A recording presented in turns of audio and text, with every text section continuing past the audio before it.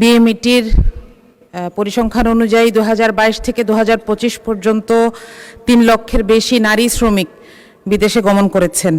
তাদের নিরাপত্তা, বেতন বঞ্চনা, চুক্তি লঙ্ঘন ইত্যাদি ছাড়াও প্রায় 94% নারী শ্রমিক যৌন নির্যাতনের শিকার হন। আমার প্রশ্ন, তাদের নিরাপত্তা নিশ্চিতের জন্য তাদের নিয়োগকর্তা যাচাই, বীমা ইত্যাদির পাশাপাশি তাদের জন্য 24 ঘন্টা হটলাইন এবং সেফ হোমের কোনো ব্যবস্থা করা হবে কিনা?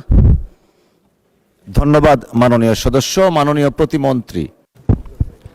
জি, মাননীয় স্পিকার, আপনাকে ধন্যবাদ। মাননীয় সংসদ সদস্যকেও আপনার মাধ্যমে ধন্যবাদ যে প্রশ্নটি করায়। আমাদের বাংলাদেশ থেকে 16135 টোল ফ্রি একটি হটলাইন পরিচালনা করা হয়, যেটা দেশের বাইরে থেকেও আমাদের যে কোনো প্রবাসী যে কোনো সেবা কিংবা অসুবিধার কথা এখানে জানাতে পারবে। যদি তারা জানায়, আমরা এখান থেকে ওই ধরনের ব্যবস্থা নিয়ে থাকি। এছাড়া আমাদের বাইরের দূতাবাসগুলোর মাধ্যমেও তাদের সেবা দেওয়া হয়, এবং আগে অনেকগুলো দেশের সাথে আমাদের এমইউ ছিল না, এখন আমাদের বিভিন্ন দেশের সাথে এমইউ হচ্ছে, যার ফলে আমরা আমাদের শ্রমিকদের মর্যাদার প্রশ্নে কিংবা তাদের সোশ্যাল প্রোটেকশনের ক্ষেত্রে, কর্মক্ষেত্রে যদি তারা এই ধরনের হ্যারাসমেন্টের শিকার হয়, সেটা একটা প্রতিকার দাবি করতে পারি। সৌদি আরবে আমাদের 2টো সেফ হোম আছে। এছাড়া ওমান সহ মিডল ইস্টের কয়েকটা দেশে আরও পর্যায়ক্রমে সেফ হোম পরিচালনা করা হচ্ছে, এবং প্রকৃত অর্থে আগের চেয়ে এখন এই মিডল ইস্ট থেকে যে আমাদের নারী শ্রমিকরা একটা নির্যাতনের শিকার হয়ে আসছে, এখন সংখ্যাটা কিছুটা কমতেছে, এবং আমাদের আইনি সহায়তা প্রতিকার পাওয়ার জন্য আমাদের মন্ত্রণালয়ের এবং দূতাবাসের সমন্বয়ে সেখানে আইনি সহায়তাও দেওয়া হয়।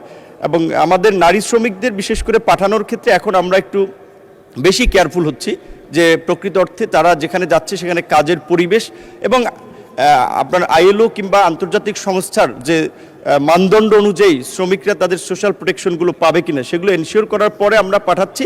এবং এখন বিশেষ করে আমাদের সব ক্ষেত্রে শ্রমিক পাঠানোর ক্ষেত্রে আমরা অ্যাডভান্স পুল তৈরি করার কথা ভাবছি, যেন আমরা মন্ত্রণালয় এবং ওই দেশের নিয়োগকর্তারা যেন এখান থেকে তাদের রিকোয়ারমেন্ট অনুযায়ী কর্মী নিতে পারে, এবং সেখানে আমাদের মন্ত্রণালয় একটা সরাসরি সম্পৃক্ত থাকে এজেন্সির বাইরেও। আপনাকে ধন্যবাদ।